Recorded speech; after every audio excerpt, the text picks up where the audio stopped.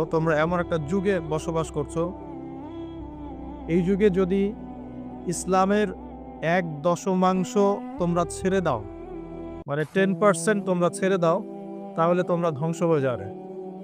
১৪০০ বছর আগে নবী সাল্লাল্লাহু আলাইহি ওয়াসাল্লাম সাহাবীদেরকে এই কথা বলেছেন। কিন্তু হে আমার সাহাবীরা, তোমাদের পরে এমন একটা যুগ আসছে, যে যুগ এত ফিতনাময় হবে যে ওই যুগে ঈমান ধরে রাখাটা হাতের মধ্যে জ্বলন্ত আগুন ধরে রাখার মতো হবে, এত কঠিন হবে। ইউসবিহু রাজুলু মুমিনান ওয়া ইউমসি কাফিরান। ওই যুগে একজন মানুষ সকাল করবে মুমিন অবস্থায়, সন্ধ্যা করবে কাফের অবস্থায়। ওয়া ইউমসি মুমিনান ওয়া ইউসবিহু কাফিরান। সন্ধ্যা করবে মুমিন অবস্থায়, সকাল করবে কাফের অবস্থায়। ইয়াবিউ রাজুলু দীনাহু লিআরদিদ দুনিয়া। দুনিয়ার সামান্য স্বার্থের বিনিময়ে মানুষ তার দিনকে বিক্রি করে দিবে।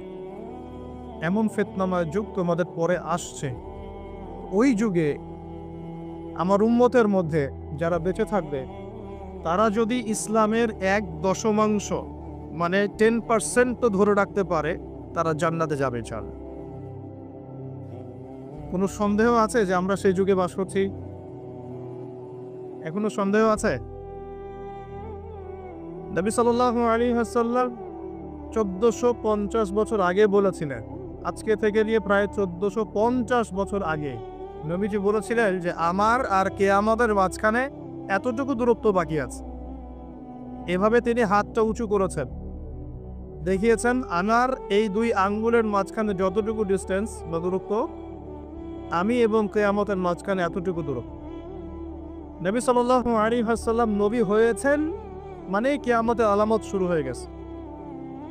সর্বশেষ আসমানি কিতাব কোরআন নাজিল হয়ে গেছে, তার মানে এর পরের সময়গুলো হচ্ছে কিয়ামতের নিকটবর্তী সময়। নবী সাল্লাল্লাহু আলাইহি ওয়াসাল্লাম বলছেন, এই উম্মতের আর কিয়ামতের মাঝখানের সময়ের দূরত্ব হচ্ছে আসর থেকে মাগরিবের ওয়াক্তের মতো। বলেন তো কোন নামাজের ওয়াক্তটা খুব ছোট হয়? ফজর থেকে জোহর, জোহর থেকে আসর, না আসর থেকে মাগরিব? সবচেয়ে ক্ষুদ্র নামাজের ওয়াক্ত কিন্তু আসর থেকে মাগরিব। তো সেই সময়ে এত ক্ষুদ্র হয়, দেখা যায় আমরা নামাজ পড়ে যদি একটু কোরআন তেলাওয়াত করতে বসি, দেখবেন মাগরিবের নামাজ আজান দিয়ে দিয়েছে। এমন না? বিষয়টা এমন। আর নবীজি বলছেন, আমার উম্মত আর কিয়ামতের মাঝখানের ডিস্টেন্সটা এতটুকু, মনে হবে যেন আসর থেকে মাগরিবের ওয়াক্ত। আর এই কথাটা উনি বলেছেন ১৪০০ বছর আগে। কত বছর ভাই? এখন ১৪৫০ বছর পরে কারো যদি বুঝতে বাকি থাকে যে সময় খুব কাছাকাছি, আমরা বলতে পারি, বলতে বাধ্য হব যে সেই ব্যক্তির হৃদয়ের চোখটা অন্ধ। সে ব্যক্তির কি হৃদয়ের চোখটা কি অন্ধ। ওর বাহ্যিক চোখ খোলা ঠিকই, বাহিরের চোখে সব দেখে ঠিকই, কিন্তু ভিতরের চোখটা অন্ধ।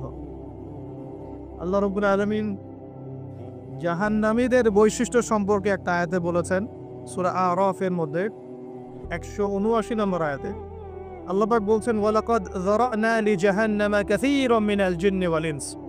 আমি প্রচুর জিন আর মানুষকে দিয়ে জাহান্নাম পরিপূর্ণ করব, বলি নাউযুবিল্লাহ।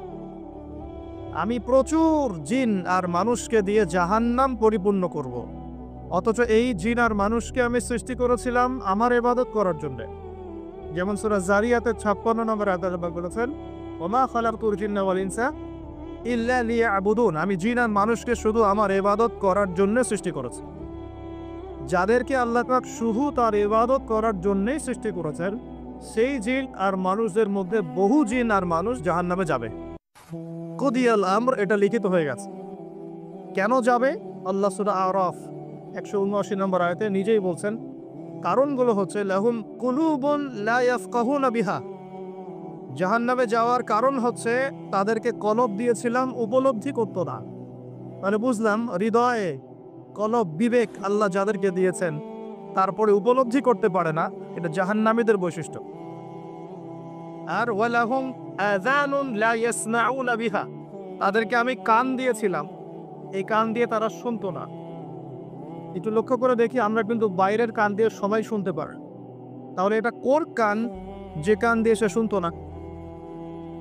আমরা তো বাহিরের কান দিয়ে সবাই শুনে, তাহলে আল্লাহ যে বলছেন কান আছে কিন্তু শোনে না, তাহলে কোন কান দিয়ে শুনি না বলেন?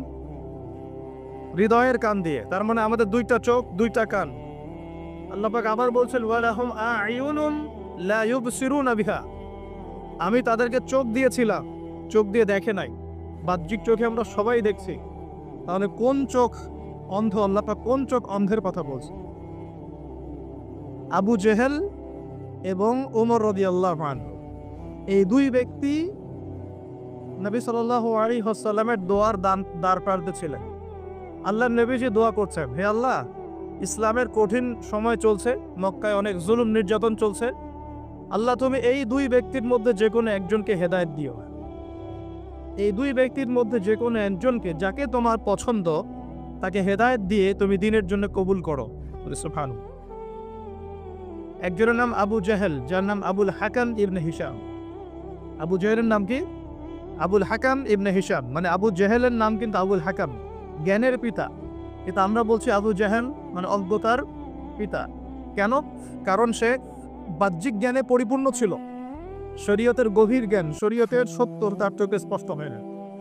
আল্লাহ পাকে নিদর্শন একটার পর একটা দেখানো হয়েছে, কিন্তু তারপরেও সে ইসলাম কবুল করে নাই। এই কারণে আমরা তাকে বলি আবু জেহেল, অজ্ঞতার পিতা। অথচ তার নাম কিন্তু আবু জেহেল না, তার নাম আবুল হাকাম, জ্ঞানের পিতা। আমাদের সমাজে এমন অনেক বড় বড় বুদ্ধিজীবী আছে না, বাহিরের বস্তুবাদী জ্ঞানে পরিপূর্ণ, শরীয়তের জ্ঞানের অজ্ঞ মিসকিন, এমন মানুষ আছে না? টক শো একদম ঝড় তুলে ফেলছে। ইতিহাস, সংস্কৃতি, বিশ্ব অর্থনীতি, রাজনীতি, কোন সেক্টরের জ্ঞান নাই যা তার জানা নাই, কিন্তু শরীয়তের মাসলা মাসাইল সে বলতে পারবে না। শরীয়তে ঈমান ভঙ্গের কারণ বলতে পারে না। কোন কোন কথা বললে শিরক হয়, কুফর হয়, কোন কোন কথা বললে নেফাক হয়ে যায়, মানুষ মুরতাদ হয়ে যায়, এগুলো জানে না। কিন্তু বাহ্যিক জ্ঞানে পরিপূর্ণ। এরাও কিন্তু বর্তমান নব্য আবু জাহেল। এরা হচ্ছে বর্তমান সময়ের নব্য আবু জাহেল। আবু জাহেল কিন্তু জ্ঞানের পিতা ছিল।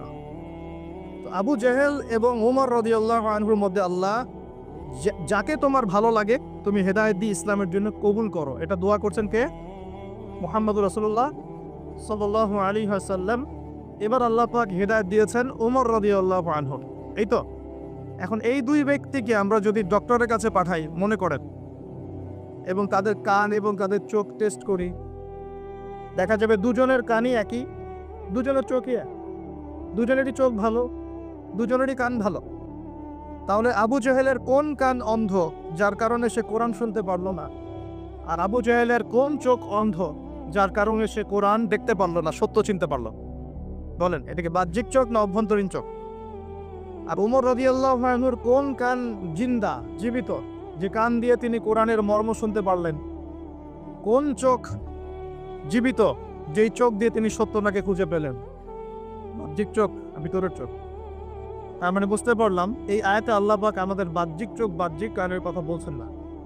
আল্লাহ বলছেন প্রচুর জিনার মানুষ যে জাহান্নামে যাবে, তার অন্যতম কারণ হচ্ছে তাদের কলব ছিল কিন্তু মরে গেছে, মৃত কলব। চোখ দিয়েছি দেখে নাই, মানে এই চোখ দিয়ে ঠিকই দেখেছে কিন্তু কলবের চোখ দিয়ে দেখতে পারে নাই।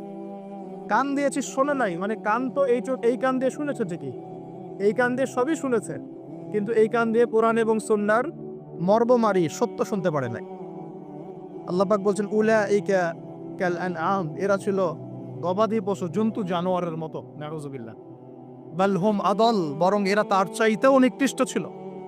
ওয়া উলাইকা হুমুল গাফিলুন, এরা ছিল গাফেল সম্প্রদায়, গাফেল। তাহলে আমরা এখানে বুঝতে পারলাম যদি আমরা কলবকে জিন্দা করতে না পারি এটা জাহান্নামে যাওয়ার কারণ। যদি আমরা ভিতরের চোখ দিয়ে দেখতে না শিখি এটা জাহান্নামে যাওয়ার কারণ। যদি আমরা ভিতরের কান দিয়ে শুনতে না শিখি এটা কি? জাহান্নামে যাওয়ার কারণ।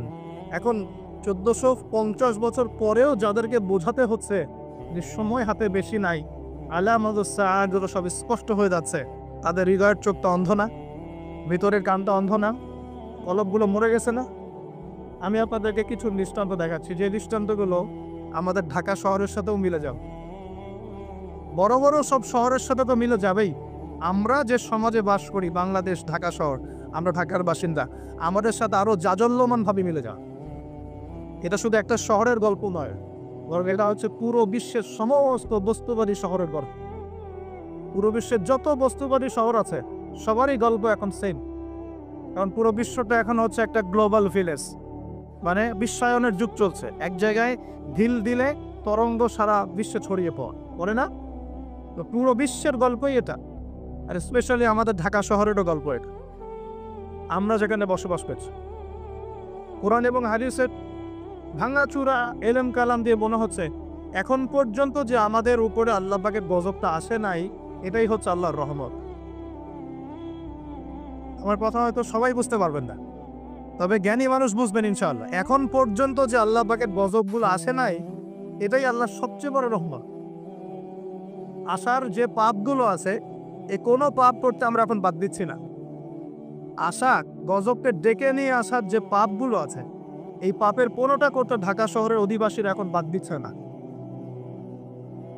আমি কোরআন এবং হাদিস লাস্ট 1 মাস থেকে এই গজব সংক্রান্ত বিষয়গুলো ঘাটাঘাটি করছিলাম।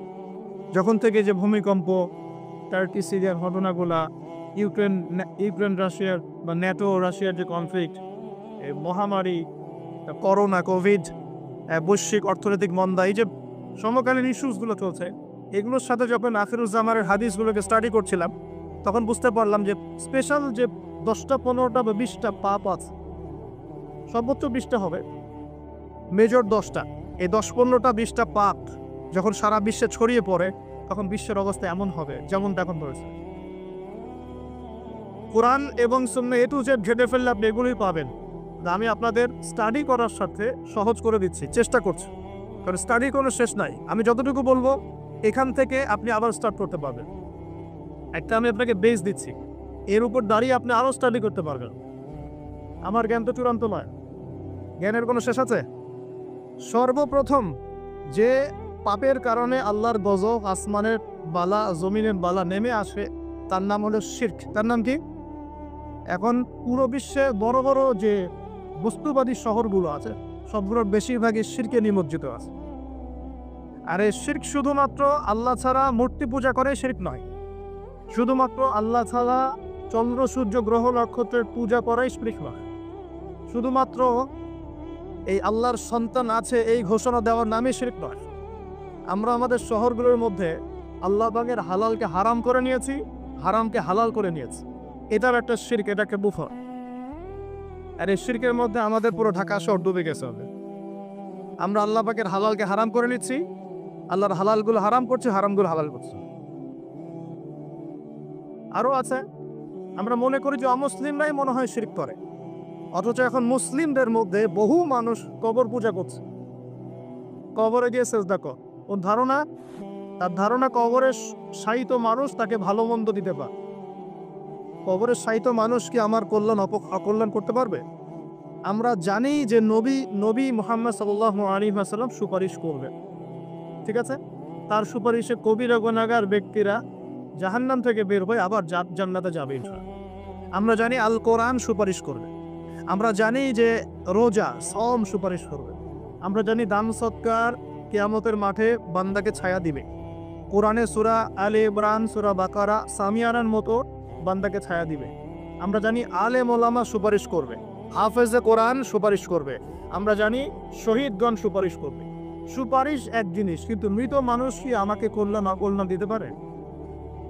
তো মুসলিমদের মধ্যে বহু মানুষ এখন কবর পূজা করছে না? এই এই এই শিরকটা কি ঢাকার মতো বড় বড় শহরগুলোতে নাই? বাংলাদেশে নাই? কোনো কোনো ক্ষেত্রে এরকম কবর পূজারীরা নিজেদের নাম দিয়ে দিয়েছে ওরা সুন্নি, নিজে করছে কবর পূজা, নাম দিয়ে রেখেছে আমি সুন্নি। এই টাইটেলটা পবিত্র টাইটেল। সুন্নি মানে কি? যে সুন্নতের অনুসরণ করে। সুন্নি মানে কি? যে নবীর সুন্নতের অনুসরণ করে। একটা দলিল দেখেন তো, নবী সাল্লাল্লাহু আলাইহি ওয়াসাল্লাম কারো কবরে সেজদা দিয়েছেন? সাহাবীগণ কারো কবরে সেজদা দিয়েছেন? সাহাবীগণ কোনো মৃত মানুষের কাছে দোয়া করেছে? তাহলে এই কাজগুলো কি শিরক হচ্ছে না? এই জিনিসগুলো চলছে, এগুলো আল্লাহর গজব নামিয়ে নিয়ে আসে। আরও আছে, আমরা শিরক মানে শুধু এটাই মনে করি যে আল্লাহর জন্য নামাজ পড়তে হবে, অন্য কারোর জন্য পড়া যাবে না, আল্লাহর জন্য কোরবানি করবো, অন্য কারোর জন্য করা যাবে না। কিন্তু আমরা এখন কি করছি জানেন? আমরা রাজনীতি, অর্থনীতি, এমনকি শিক্ষানীতির মধ্যে শিরকি আকীদা ঢুকিয়ে দিয়েছি। যেমন রাজনীতির মধ্যে ঢুকিয়েছি সমস্ত ক্ষমতার উৎসকে জনগণ, এটা আমাদের একটা পলিটিক্যাল কনসেপ্ট, তাই না? আল্লাহ পাক বলছেন তাবারাকাল্লাযী বিয়াদিহিল মুলক, তাবারাকাল্লাযী বিয়াদিহিল মুলক, সূরা মুলকের 1 নম্বর আয়াত। এবং এই সূরা মুলক আল্লাহ পাক আপনাকে রাতের বেলা পড়তে বলেছে। রাতের বেলা পড়লে আপনি কবরের আযাব থেকে বেঁচে থাকবেন ইনশাআল্লাহ।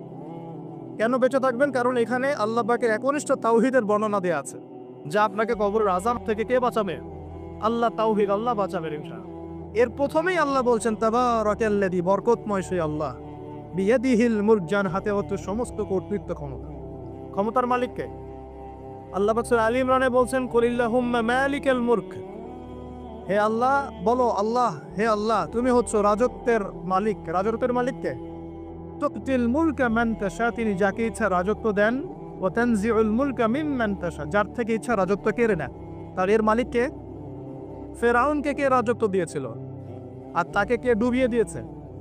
তার দেয়ার মালিক কে? ডুবিয়ে দেওয়ার মালিক কে? আবার দাউদ আলাইহিস সালামকে কে দায়িত্ব দিয়েছিল? সুলাইমান আলাইহিস সালামকে কে এই বিশ্বের শাসক বানিয়েছে? ইউসুফ আলাইহিস সালামকে জেলখানা থেকে বের করে মিশরের শাসক কে বানিয়েছে? মুহাম্মদ সাল্লাল্লাহু আলাইহি ওয়াসাল্লামকে মক্কা থেকে শূন্য হাতে মদিনায় নিয়ে গিয়ে মদিনার শাসক কে বানিয়েছে? তো এটা দেয়ার মালিক কে? আল্লাহর মনোনীত বান্দাগণ যখন দায়িত্ব পেয়েছেন, তারা কি আল্লাহর বিধান বাদ দিয়ে অন্যের বিধান দিয়ে দাসত্ব করেছে? তাহলে আমরা তো খলিফা শব্দই বুঝি না। আমরা এই পৃথিবীতে কার খলিফা? আমরা এই দুনিয়ায় কার খলিফা? খলিফার দায়িত্ব কি? আল্লাহ পাক সূরা সদের মধ্যে বলছেন, ইয়া দাউদ, হে দাউদ, ইন্না জাআলনাকা খলিফাতান ফিল আরদ, হে দাউদ আমি তোমাকে পৃথিবীতে আমার খলিফা করেছি। কি করেছি? কে করেছেন? তোমার দায়িত্ব হচ্ছে ফাহকুম বাইনান নাসি বিল হক, মানুষের মাঝে হকের মানদণ্ডে বিচার ফয়সালা করো। মানুষের মাঝে হকের মানদণ্ডে বিচার ফয়সালা করো। এখন হক, সত্য, সত্য মিথ্যা, ন্যায় অন্যায় চূড়ান্ত মানদণ্ড কি? আমার নিজের মন গড়া যুক্তি, বিজ্ঞান, দর্শন, নাকি আল্লাহ পাকের ওহী? কোনটা? এখন আল্লাহ পাকের ওহী দিয়ে বিশ্বের কতগুলো রাষ্ট্র পরিচালিত হচ্ছে হিসাব করে দেখেন। তাহলে এটা বৈশ্বিক শিরক চলছে না? সেটা বিশ্বে এখন বৈশ্বিক শিরক চলছে। যখন এই শিরকগুলো বেশি বেড়ে যাবে, যেটা বেড়ে গেছে, তখন আল্লাহ রাব্বুল আলামিন আসমানের গজব নামাবেন, জমিনের গজব নামাবেন। যখন নূহ আলাইহিস সালামের কওম শিরক করা শুরু করেছিল, আল্লাহ পাক প্লাবন দিয়ে ধ্বংস করে দিয়েছে। আস্তে আস্তে সেদিকেই বিশ্ব যাচ্ছে। আল্লাহ পাক এই বিশ্ববাসীর মধ্যে একটা বড় অংশকে অচিরে ধ্বংস করে দিবেন। লেখা হয়ে গেছে এগুলো। আরো সামনে যান। আমরা অর্থনীতির মধ্যেও শিরক করছি। কেমন শিরক করছি? আল্লাহ পাক হালাল অর্থনীতি দিয়েছেন, ইসলামিক অর্থনীতি। এখানে হালাল করেছেন ব্যবসা, এখানে হালাল করেছেন যাকাত, সাদাকা, সাদাকাতুল ফিতর, কৃষিভিত্তিক অর্থনীতি, এক্সপোর্ট ইম্পোর্ট, মানে সুদ, রিবা বাদ দিয়ে যা কিছু আছে সব বৈধ। রিবা, ঘুষ, দুর্নীতি, প্রতারণা বাদ দিয়ে যা কিছু আছে সবই বৈধ। আল্লাহ পাক বৈধ করেছে। পুরো বিশ্বের ব্যাংকিং সিস্টেম চলছে সুদের মধ্য দিয়ে।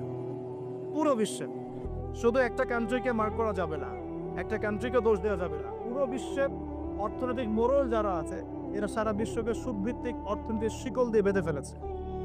এখান থেকে কেউ বের হতে পারছে না এখন। সারা বিশ্বে আল্লাহ দিয়ে অর্থনীতি বাদ দিয়ে মানুষের অর্থনীতি চলছে না। এটা শিরক না কুফর? নাকি তাওহীদ সুন্নাত? কোনটা? এটা শিরক কুফর না? যখন আল্লাহ পাকের হালালকে আপনি হারাম করে নেবেন, আল্লাহর হারামকে হালাল করে নিবে, জেনে রাখবেন যেটা একটা শিরকি আকীদা, একটা কুফরি আকীদা, এটা কাজ করা হচ্ছে। আর যখন একটা এলাকার মানুষ শিরক আর কুফরে থাকবে, আল্লাহর কি বরকত নেমে আসবে না আযাব নেমে আসবে? এজন্যই তো আযাব আসছে। আমরা তো আযাব দেখে বস্তুবাদী সমাধান খুঁজি। কি সমাধান? ভূমিকম্প আসছে, অতএব এখন ভালো ভালো সিমেন্ট দিয়ে বাড়ি বানাও শক্ত করে, যাতে ভূমিকম্পে না নড়ে। আমরা বস্তুবাদী সলিউশন খুঁজি। আর বেশি বেশি আশ্রয় কেন্দ্র খোলো, যাতে করে পরবর্তীতে ওখানে গিয়ে উদ্ধার করা যায়। হ্যাঁ, ব্যাকআপ চিন্তা করি যে কি করা যায়, কোনো প্রযুক্তি বের করি যাতে আগে থেকে এই ভূমিকম্পের সতর্কবার্তা দেওয়া যায়। আমরা বস্তুবাদী চিন্তা করি না। সলিউশন হচ্ছে আমরা যদি শিরক আর কুফর থেকে তওবা করতাম, আল্লাহ গজব উঠিয়ে দিতেন। গজব দেওয়ার মালিককে, উঠিয়ে নেওয়ার মালিককে। যদি কোনো এলাকার মানুষ তাওহীদের উপর থাকে, শিরক ছেড়ে দেয়, সুন্নতে থাকে, বেদাত ছেড়ে দেয়, ইমানের উপর থাকে, কুফর ছেড়ে দেয়, আল্লাহ পাক কি জালেম যে তাদেরকে জুলুম করে শাস্তি দিবেন? বরং আল্লাহ পাক শাস্তি আরো উঠিয়ে নেবেন, বরকত নাজিল করবেন, রহমত নাজিল করবেন। সূরা আরাফে আল্লাহ বলেছেন, যদি জনপদের অধিবাসীরা ঈমান নিয়ে আসতো, আমি অবশ্যই তাদের উপরে বরকতের দরজাগুলো খুলে দিতাম, আসমান জমিনের বরকতের দরজা সব খুলে দিতাম। কিন্তু জনপদের অধিবাসী তো ঈমান আনবে না, কারণ মনে করছে যে আমরাই সব মানুষ। এখন এই পৃথিবীর বেশিরভাগ মানুষ মনে করে যে মানুষই সব কিছু, মানুষই সব কিছু, মানে এই সভ্যতার কারিগর হচ্ছে মানুষ, মানুষ এমন মনে করে। অথচ সভ্যতা শুরু হয়েছে নবীদের হাতে, সভ্যতা শেষও হবে নবীদের হাতে। সভ্যতা শুরু হয়েছে কোন নবীর হাতে বলেন? এই পৃথিবীতে সর্বপ্রথম কৃষি কাজ করেছেন কোন নবী জানেন? আদম আলাইহিস সালাম। আর এমন কোন নবী নাই আল্লাহ পাকে যে নবী কৃষি কাজ এবং পশুপালন করেন নাই। এমন কোন নবী নাই যিনি কৃষি কাজ পশুপালন করেন নাই। এটা নবীদের সুন্নাত। কারণ নবীদেরকে মানুষকে সঠিক পথে আনতে হয়। যখন আপনি পশুপালন করবেন, কৃষিকাজ করবেন, তখন কিন্তু আপনার মধ্যে একটা ধৈর্য বাড়বে, মানুষকে নেতৃত্ব দেওয়ার একটা ক্ষমতা তৈরি হবে। তো মুসা আলাইহিস সালামকে আল্লাহ পাক 10 বছর ওই কৃষিকাজ করিয়েছেন, ফার্মে কাজ করিয়েছেন। শুআয়ব আলাইহিস সালামের ফার্মে তিনি 10 বছর কাজ করেছেন। কারণ বনু ইসরায়েলের মতো একটা ছিন্ন ভিন্ন জাতিকে তাকে নেতৃত্ব দিতে হতো। আল্লাহ পাক আগে তাকে তৈরি করেছেন। আল্লাহ বলেছেন ওয়াসতানা আকুদারি নেফসি, আমি নিজের জন্য তোমাকে তৈরি করেছি আগে। তো এই যে কৃষিকাজকে খারাপ মনে করবেন না, এগুলো যারা করেন মনোকষ্টে ভুগবেন না যে আপনি দরিদ্র, আপনার মান সম্মান কম, এমন নয়। আপনি বরং সম্মানিত মানুষ, কারণ আপনি নবীদের সুন্নতের পেশায় আছেন মাশাআল্লাহ। তো যেটা বলছিলাম, যখন শিরক আর কুফর বাড়তে থাকে একটা জনপদের মধ্যে, তখন আল্লাহর আযাব গজব নামতে থাকে। এই সমস্যাগুলো আমাদের শহরে নাই? শিরক আর কুফরে ভর্তি হচ্ছে না দিন দিন? আমাদের শহরে পেপার পত্রিকা খুললেই দেখা যায় রাশিফল। কি রাশিফল? তুমি সিংহ রাশি, তোমার দিনটা কেমন যাবে। তুমি কন্যা রাশি, তোমার দিনটা কেমন যাবে। আর প্রায় মিডিয়াগুলো এগুলো প্রচার করে না? এসব মুশরিক মিডিয়া, এগুলো সবই মুশরিক। কিরকম করে বুঝলাম মুশরিক? একটা ভূমিকম্প যদি হয়, বলবে না যে আল্লাহর কাছে মানুষ কত অসহায়, এরকম শিরোনাম দিয়ে সংবাদ করবে না। কি করবে? প্রকৃতির কাছে মানুষ কতই না অসহায়। আল্লাহ বললে মৌলবাদী হয়ে যাবে। আল্লাহ বললে কি হবে? মৌলবাদী হয়ে যাবে। প্রকৃতি শব্দ চুজ করে কথা বলে, প্রকৃতির কাছে আমরা কত অসহায়। কে প্রকৃতি? প্রকৃতি কি, কাকে বলে, কত প্রকার, কি কি সংবাদে? প্রকৃতিকে, প্রকৃতিকে সৃষ্টি করলো, এটা কত প্রকার, কি কি, কে কে তাকে নিয়ন্ত্রণ করে, এগুলো বলবে না? মানুষের ব্রেন ওয়াশ করে ফেলা হচ্ছে এগুলোকে। রাশিফল সবার মাথায় ঢুকিয়ে দেওয়া হচ্ছে রাশিফল। আজকের দিনটা কেমন যাবে, আজকের দিন কেমন যাবে বেড়া তুমি জানো? কালকের দিন তোমার কেমন যাবে তুমি জানো? মানুষের জ্ঞান তো এতই ক্ষুদ্র যে মানুষ এটাই জানে না আগামীকাল তার সাথে কি হবে। মানুষের জ্ঞান কত ক্ষুদ্র একটু দেখেন। আপনার নিজের সাথে আগামীকাল কি হবে আপনি তাই জানেন না। এই গ্যারান্টি দিতে পারবে সে তার সাথে আগামীকাল কি হবে? যে মানুষ এটাই জানে না যে তার সামনে আগামীকাল কি হবে, সেকে পরিব্যক্ত করতে পারবে? নাকি আল্লাহ পাকের জ্ঞানের সামনে তার জ্ঞান নিতান্তই ক্ষুদ্র? আর আমরা এখন আমাদের এই ক্ষুদ্র জ্ঞান নিয়ে মহাবিশ্বের স্রষ্টা আল্লাহর জ্ঞানকে পেনিট্রেট করতে যাচ্ছি, আল্লাহর বিধানকে চ্যালেঞ্জ করছি, আল্লাহর বিধান কোরআন সুন্নাহর বিরুদ্ধে চ্যালেঞ্জ করছি, বিভিন্ন কলাম লিখছি, বই লিখছি, বক্তব্য দিচ্ছি না? তাহলে আমরা কি আল্লাহ পাকের সাথে আল্লাহ দ্রোহিতা করছি না? এবং আল্লাহর রহমত নেমে আসবে না আযাব আসবে? ভালো করে মাথায় বোঝেন লেকচারগুলো, তারপরে আসেন। এই রাশিফল কি শিরক না কুফর না ঈমান, কোনটা? এটা শিরক না? ঢাকা শহরের অলিগলিতে এখন দেখা যায় আংটি বিক্রেতা বিভিন্ন আংটি বিক্রি করছে এবং তাকে রোগ ভালো হওয়ার গ্যারান্টি প্রদান করছে। এভাবে রোগ ভালো হয়? আংটি করেছেন, যদি ওর উপর বিশ্বাস স্থাপন হয় যে এই আমার রোগ ভালো করবে, তাহলে শিরক হবে না ঈমান থাকবে না চলে যাবে? কি হবে? কল্যাণ অকল্যাণের মালিককে, রোগ দেওয়া ভালো করার মালিককে। এখন বলতে পারেন তাহলে কি চিকিৎসা করবো না? অবশ্যই চিকিৎসা করবে। কেন চিকিৎসা করবে? কারণ আমাদের নবীজি বলেছেন আল্লাহ এমন কোনো রোগ নাজিল করেন নাই যার শেফাও নাজিল করেন। আল্লাহ পাক এমন কোনো রোগ নাজিল করেন নাই যার চিকিৎসা আল্লাহ নাজিল করেন নাই। মানে প্রতিটা রোগেরই চিকিৎসা আছে, অতএব চিকিৎসা করবেন। কিন্তু একটা জড়বস্তু আপনার রোগ ভালো করতে পারবে? কেউ কেউ টিয়া পাখি নিয়ে রাস্তাঘাটে বসে আছে ঢাকা শহরে, এগুলো চলতে ফিরতে দেখতে পারবেন আপনি। একটু ফিলোসফার হন, চোখ দিয়ে দেখেন। ফিলোসফি খারাপ জিনিস না। ফিলোসফি মানে দর্শন, আপনাকে ভেতর থেকে দেখতে শেখাবে। আর ভেতর থেকে দেখতে না পারলে বাহ্যিক চোখ দিয়ে দেখে সবকিছু বুঝতে পারবেন। আল্লাহ পাক আমাদের সবার হৃদয়ের চোখটা খুলে দেন বলে আমিন। রাস্তাঘাটে বসে আছে, টিয়া পাখি দিয়ে ভাগ্য পরীক্ষা করছে। তো এখন এই টিয়া পাখি দিয়ে ও যদি ভাগ্য পরীক্ষা করতে পারে, তাহলে ওর আজকে প্রধানমন্ত্রী হওয়ার কথা। ও রাস্তার ধারে বসে আছে না? ও নিজের রাস্তার ধারে বসে আছে না? বলেন। আমাদের ঢাকা শহরে একটা জিনিস বাড়ছে দিন দিন, এই জাদুবিদ্যার চর্চা বাড়ছে দেখি। এরকম করে বুঝলাম যে জিনের রোগী বাড়ছে দিন দিন, জিনগ্রস্ত রোগী। জিনগ্রস্ত রোগী এটা আবার কি? এটা তো আবার অনেকে বিশ্বাসই করে না, জিন বলতে কিছু আছে। আমরা বিশ্বাস করি যে মানব জাতির পাশাপাশি এই পৃথিবীতে জিন জাতীয় আছে। মানুষের মাঝে যেমন ভালো মন্দ মানুষ আছে, জিনের মধ্যেও ভালো মন্দ জিন আছে। জিনের মধ্যে কি আছে ভাই? ভালো মন্দ জিন আছে। এক শ্রেণীর জিন আছে আল্লাহর অনুগত, এক শ্রেণীর জিন আছে উদ্ধত। উদ্ধত জিনগুলো মানুষের ক্ষতি করে, এবং যখন মানুষ আল্লাহর বিধান মানে না, পাক পবিত্র থাকে না, জিকির আজগার করে না, দোয়া কালাম করে না, হ্যাঁ, কোরআন তেলাওয়াত ছেড়ে দেয়, তখন জিন মানুষকে ধরে। কোনো কোনো সময়ে বিভিন্ন স্বার্থ উদ্ধারের জন্য মানুষ কবিরাজ, গণক, জাদুকরের কাছে যায়, গিয়ে তাবিজ কবজ করে না? তাবিজ করায়, বান মারে, জাদুটনা করে না? এতে করে সম্পর্কের মধ্যে বিচ্ছেদ ঘটায়। হ্যাঁ, অনেকে আবার প্রেমিকাকে পাওয়ার জন্য বশ করছে, তাবিজ করছে। হ্যাঁ, চাকরিতে ভালো চাকরি হয় না, চাকরির জন্য তাবিজ করছে। তারপর অনেকের ব্যবসা উন্নতি হচ্ছে, হিংসা লাগে, ওর বিরুদ্ধে কাজ করছে। এই যে সমস্যাটা ইদানিং শহরের মধ্যে বাড়ছে। এটা কিন্তু সেখার বা জাদু, কুফরি। কেউ যদি এই কাজে লিপ্ত হয়, সে ঈমান হারিয়ে ফেলবে, ইসলাম থেকে নাম কাটা পড়ে যাবে। আল্লাহ পাক আমাদের সবাইকে হেফাজত করুন বলি আমি। অনেক শিরকে আছে, আমরা এখন শিক্ষার মধ্যেও শিরক করছি। কিরকম? দীর্ঘদিন শুনলাম যে আমরা আল্লাহ পাকের সৃষ্টি, আল্লাহ রাব্বুল আলামিন নিজ হাতে সৃষ্টি করেছেন, এগুলোই সব বইপত্র ছিল। এখন আস্তে আস্তে আস্তে বইপত্রগুলোর মধ্যে চেঞ্জ আনা হচ্ছে। একটা সুদূর প্রসারী লক্ষ্যকে সামনে রেখে একটা প্রজন্ম তৈরি করার চেষ্টা করা বলছে, যে প্রজন্মটা আল্লাহ থেকে দূরে সরে যাবে, রাসূল থেকে দূরে সরে যাবে। আমরা এখন মানুষকে বিবর্তন শিখাই, অথচ আল্লাহ পাক বলেছেন যে খলাকতু বিয়াদি ইয়া ইবলিস, হে ইবলিস, মা মানাআকা, তোমাকে কে নিষেধ করলো? মা মানাআকা আল্লা তাসজুদা ইয আমারতুক, তোমাকে কে বারণ করলো আদমকে সিজদা করতে, যাকে আমি সৃষ্টি করেছি? খলাকতু বিয়াদি, আমি যাকে নিজ হাতে সৃষ্টি করেছি। তাহলে আল্লাহ পাক আমাদেরকে কিভাবে সৃষ্টি করেছেন? নিজ হাতে। এটা সম্মানের না? এটা ভালোবাসার না?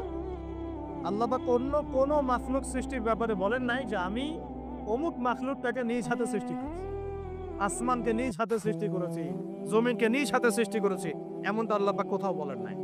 আল্লাহ পাক শুধু বলেছেন আদমকে সৃষ্টি করেছি, খলাকতু বিয়াদি, আমি নিজ হাতে তাকে সৃষ্টি করেছি। সুবহানাল্লাহ। আল্লাহ পাক তাকে সৃষ্টি করে দুনিয়াতে পাঠিয়ে আল্লাহ পাকের খেলাফতের দায়িত্ব দিয়েছেন, যে আদম তুমি দুনিয়ায় যাও, দুনিয়ায় নির্দিষ্ট সময় থাকবে, চিরস্থায়ী হতে পারবে না। আমার বিধান আমি নাজিল করব, সেগুলো যদি মেনে চলো এবং তা প্রতিষ্ঠা করো, তাহলে তুমি জমিনে আমার খেলাফতের দায়িত্ব পালন করো। জমিনে যে আল্লাহ পাকের বিধান মেনে চলে, আল্লাহর বিধান প্রচার প্রসার ঘটায়, প্রতিষ্ঠার চেষ্টা করে, সেই আল্লাহ পাকের খলিফা। আর জমিনে যে ব্যক্তি আল্লাহর বিধান মানে না, আল্লাহর বিধানের পরোয়া করে না এবং এই বিধান দিয়ে বিচার ফয়সালা করে না, সে আল্লাহ পাকের খলিফা নয়। সহজ কথা। সে তখন কার খলিফা? সে তার প্রবৃত্তির দাসত্ব করছে, অথবা শয়তানের পূজা করছে, অথবা নিজের মন গড়া প্রবৃত্তি হাওয়া এর দাসত্ব করছে। আল্লাহ পাক আমাদের সবাইকে আল্লাহ পাকের বিধান মেনে চলার তৌফিক দান। এখন ইবলিসকে আল্লাহ পাক বলছেন কেন তাকে সেজদা করলে না, যাকে আমি নিজ হাতে সৃষ্টি করলাম। আমরা বুঝতে পারলাম আল্লাহ পাক আমাদেরকে নিজ হাতে সৃষ্টি করেছেন, আর আমরা এখন বাচ্চাদেরকে শেখাচ্ছি না, এই সৃষ্টি তত্ত্ব ভুল। তোমাদেরকে আগে এইভাবে আগে হাঁটতে বাড়াতে পারতে না, বাঁকা হয়ে থাকতে, তারপর একটু লম্বা হলে, তারপর আরেকটু লম্বা হলে, তারপর আস্তে আস্তে মানুষ হয়ে গেল। আমরা এগুলো বাচ্চাদেরকে শেখাচ্ছি। কেন শেখাব? আমার বাচ্চা তো মুসলিম, আমার বাচ্চা তো মুসলিম পরিবারের বাচ্চা। এ কি ইহুদি খ্রিস্টানের সন্তান? ওদের ওই সভ্যতার আল্লাহর সাথে কোনো সম্পর্ক নাই। তাদের সৃষ্টি তত্ত্ব বুঝতে হলে এমন বিবর্তনবাদের দরকার হয়। আমার তো দরকার নাই, আমি তো মুসলিম পরিবারের সন্তান, আমি তো আল্লাহকে বিশ্বাস করি। আমি তো জানি আল্লাহ পাক আমাকে সৃষ্টি করেছেন নিজ হাতে। আল্লাহ পাক আমাদেরকে সৃষ্টি করেছেন কি? নিজ হাতে, এবং রুহের জগতে রেখে আমাদের কাছে ওয়াদা নিয়েছেন। এই পৃথিবীতে আসার আগে আরেকটা জগৎও ছিলাম আমরা, তার নাম রুহের জগৎ, আলামে আরওয়াহ। আমরা তো এই পৃথিবীর বাসিন্দা নই, আমরা জান্নাত থেকে এখানে আসছি। সুবহানাল্লাহ। এটা তো আমাদের নোংরা জায়গা, এটা হচ্ছে আমাদের থাকার জন্য নোংরা জায়গা। আমরা তো জান্নাত থেকে এসেছি এখানে। হাই ক্লাস থেকে লো ক্লাসে আসলে মানুষ খুশি হয়। জান্নাত হাই ক্লাস না, দুনিয়া হাই ক্লাস। আমাদের পিতা মাতাকে জান্নাতে রাখা হয়েছিল, সেখান থেকে আমরা এখানে এসেছি। এখান থেকে আসলে আমাদের আত্মাগুলোকে রুহের জগতে রাখা হচ্ছে। সেখানে সমস্ত আত্মাগুলোকে ডেকে আল্লাহ পাক বলেছেন আলাস্তু বিরব্বিকুম। আল্লাহ বলছেন কি? আলাস্তু বিরব্বিকুম, আমি কি তোমাদের রব নই? সমস্ত আত্মারা একসাথে বলেছিল বেলা ইয়া রব্বি, অবশ্যই আপনি আমার রব। সুবহানাল্লাহ। আমরা এই সাক্ষ্যটা দিয়ে আসছি। সূরা আরাফ পড়লে আপনি বুঝতে পারবেন, এখানে আছে আমরা এই সাক্ষ্য দিয়ে পৃথিবীতে আসছি। এখানে এসে ভুলে গেছি, মনে পড়ে না। মনে পড়ে? মনে পড়ে না। এইটা মনে করানোর জন্যই তো আল্লাহ পাক যুগে যুগে নবী রাসূল পাঠিয়েছেন। এটা মনে করিয়ে দেওয়ার জন্যই আল্লাহ পাক আসমানে কিতাব নাজিল করেছেন। তুমি ভুলে যেও না, তুমি ওই জগতে ছিলে, আমাকে সাক্ষী দিয়ে এসেছো। এই দুনিয়ার ফিতনায় আমাকে ভুলে যেও না। নবীগণ এসেছেন, হেদায়েতের বাণী শুনিয়েছেন, আসমানি কিতাব নাজিল হয়েছে, আমরা সেই কিতাব পেয়েছি। এই সিলসিলা চলতে চলতে আদম থেকে নিয়ে মুহাম্মদ সাল্লাল্লাহু আলাইহি ওয়াসাল্লাম পর্যন্ত প্রায় 1,24,000 নবী আল্লাহ পাঠিয়েছেন। তার সর্বশেষ নবীর নাম কি? মুহাম্মদ রাসূলুল্লাহ সাল্লাল্লাহু আলাইহি ওয়াসাল্লাম। এর আগে তাওরাত, জাবুর, ইনজিল সবই আল্লাহর পক্ষ থেকে এসেছিল। মানুষ যখন সেগুলোকে বিকৃত করেছে, আল্লাহ পাক আবার নতুন করে বিধান পাঠিয়েছে। এই সর্বশেষ বিধান কোনটা? আল কোরআন, এবং তার ব্যাখ্যা কি আছে? হাদিস। এই কোরআন হাদিস ঘাটাঘাটি করলেই আমরা পেলাম যে একটা জনপদের মানুষ যখন এমন শিরক আর কুফরে নিমজ্জিত থাকে, তখন আল্লাহর পক্ষ থেকে আযাব আসে। আর আমরা কি সেই পাবে নাই ভাই? আপনার উপরের লেভেলের সিস্টেম থেকে শুরু করে নিয়ে একদম এই শিক্ষাক্ষেত্র বলেন, হাতের আংটি বলেন, চিন্তা চেতনা বলেন, হ্যাঁ, রাস্তাঘাটের ওই যে গণকের কথা বলেন, কবিরাজের কথা বলেন, জাদুবিদ্যার চর্চা বলেন, হ্যাঁ, ওই ভাগ্য গণনের কথাই বলেন, রাশিফলের কথাই বলেন, সব আমরা শিরকের মধ্যে লিপ্ত আছে। এর পাশাপাশি আমরা কবর পূজা করছি, মাজার পূজা করছি, আমরা আল্লাহ ছাড়া অন্য কারোর জন্য জবাই করছি, মানত করছি, পছন্দ করছি, কুরবানি করছি। কোনো কোনো জায়গায় আমরা আগুনেরও পূজা করছি, আগুনের সামনে দাঁড়িয়ে মাথা নত করছি না? কোনো কোনো জায়গায়, কিছু বড় বড় জায়গায় পর্যন্ত নীরবতা পালন করো। নীরবতা না, নীরবতা মানে কি? আমরা নামাজের মধ্যে যখন দাঁড়াই তখন আল্লাহর উদ্দেশ্যে নীরব হই না? আল্লাহর উদ্দেশ্যে নীরব হয়ে আমি আল্লাহর ধ্যানে মগ্ন হয়ে যাই না? তো এখানে আপনি কার ধ্যান করছেন? যখন আপনি আগুনের সামনে দাঁড়ায় নীরব হয়ে দাঁড়িয়ে আছেন, তখন কার ধ্যান করছেন? এটা শিরক হচ্ছে না? এটা তো আপনি আগুনের ধ্যান করা শুরু করলেন। এখানে তো আপনি আল্লাহকে স্মরণ করছেন না। বুঝতে পারছেন না মনে হয়। মনে করেন একজন মানুষ মারা গেছে, লাশ, কথা কথা, ওই লাশটার সামনে দাঁড়িয়ে আপনি নীরবে 2 মিনিট দাঁড়িয়ে আছেন কেন? কি দরকার? এটা কি নবীর সুন্নাত? আপনি নামাজে দাঁড়াবেন, নামাজে দাঁড়িয়ে আল্লাহকে স্মরণ করবেন, আল্লাহর কাছে দোয়া করবেন। আল্লাহ ছাড়া আমরা নামাজের মধ্যে নীরবতা পালন করি না? নামাজে নীরব হয়ে আল্লাহর কাছে ধ্যান করি না? মনোযোগ ধরে রাখি না? এখন আপনি কোথায় মেডিটেশন করছেন? এটা তো শয়তানের দিকে যাওয়ার রাস্তা খুলে দিবে আপনাকে। অনেকে আগুনের সামনে মাথা নত করছেন, প্রদীপে পূজা করছেন, অনেকে দেখা যায় বিভিন্ন দিবসে এই যে বানর, হনুমান, এইসবের মূর্তি টুর্তি নিয়ে রাস্তাঘাটে দৌড়াদৌড়ি করছেন। ছেলেপেলেরা এগুলো বেশি করছে। কাকে প্রমোট করছো তোমরা? কাকে প্রমোট করতে যাচ্ছে? কোন সংস্কৃতি প্রমোট করছে? এই হাদিস এটাও আছে শেষ জামানায় যে আমার উম্মতের একটা বড় অংশ মুশরিকদের সাথে মিশে যাবে এবং মূর্তি পূজা শুরু করবে। এগুলো চলছে না এখন? এগুলো যখন চলবে তখন আমাদের উপর কি আল্লাহ পাকের রহমত নেমে আসবে ভাবছেন, না আযাব আসবে? ওই যে বলেছে আযাব যে আসে নাই সেটাই আল্লাহর রহমত, এটা আমি গবেষণা করে বলছি। আযাব যে আসে নাই এখন পর্যন্ত, এটাই আল্লাহ পাকের রহমত। তওবা করে ফিরে না আসলে অচিরেই আল্লাহ পাকের আযাব নেমে আসবে ইনশাআল্লাহ। আল্লাহ হেফাজত করুক। তারপরে আমরা শঙ্কিত যে কখন না নেমে আস। আল্লাহ রাব্বুল আলামিন আমাদেরকে হেফাজত করে নেয় না। এভাবে প্রতিটা ক্ষেত্রে শিরক চলছে, শিরক আর কুফর, শিরক আর কুফর। কোরআন খোলেন, হাদিস পড়েন, দেখবেন আল্লাহ পাক যতগুলো জনপদকে ধ্বংস করেছেন তার প্রধান 2টা পাপ ছিল শিরক আর কুফর। কুফর, এই যে আমাদের যুব সমাজ এটাই বোঝে না যে নামাজটা ছেড়ে দেওয়াটার কুফরি। নামাজ যে না পড়া, ছেড়ে দেওয়া, ইচ্ছা করে না পড়াটা কুফরি, এটা ওদেরকে কেউ শেখায় নাই। 20 বছর পড়াশোনা করেছে বিশ্ববিদ্যালয়, স্কুল, কলেজ, বিশ্ববিদ্যালয়ে 20 বছর পড়াশোনা করেছে, কেউ কোনো স্যার ওদেরকে শেখায় নাই যে নামাজ ছেড়ে দিলে কুফরি হয়। এবং এদের সংখ্যা লক্ষ লক্ষ না, মনে হয় কোটি কোটি হবে যুব সমাজ, যারা 20-25 বছর পড়াশোনা করে নামাজ যে কুফর, নামাজ ছেড়ে দেওয়া যে কুফরি, এটা শেখা নাই। আর নবীজি বলেছেন মান তারাকা সালাতান মুতাআম্মিদান ফাকাদ কাফারা। যে কোনো মাযহাবের ইমাম সাহেবকে জিজ্ঞাসা করুন, যে কোনো মাযহাবের আলেমকে জিজ্ঞাসা করে দেখেন, এই হাদিসটা আপনাকে শুনিয়ে দিবে। যে ব্যক্তি ইচ্ছাকৃতভাবে নিজের উপর ফরজ নামাজ ছেড়ে দিল, সে কুফরি করলো। কি করলো? তো এই যুব সমাজকে কে শিখাবে যেটা কুফরি?